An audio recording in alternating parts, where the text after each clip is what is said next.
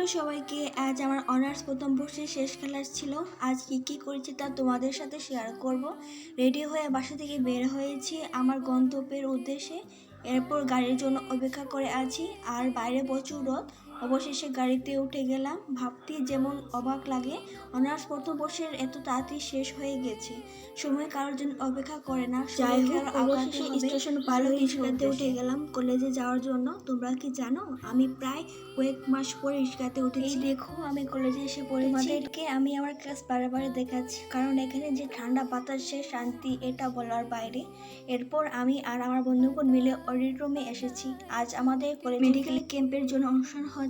এরপর চলে গেলাম আমার ক্লাসের জন্য। একদিকে মনটা খুব খারাপ, দিনগুলো এত তাড়াতাড়ি চলে যাচ্ছে। এরপর ক্লাস শেষ করে বাসা ভবন থেকে বের হয়ে গেলাম। এরপর ফ্রি ক্যাম্পে টিকিটের জন্য লম্বা লাইন। এরপর আমি টিকিট পেয়ে গেছি। সব কিছু চেক আপ আর ডাক্তারের সাথে কথা বলে তারা কিছু ওষুধ লিখে দিয়েছেন।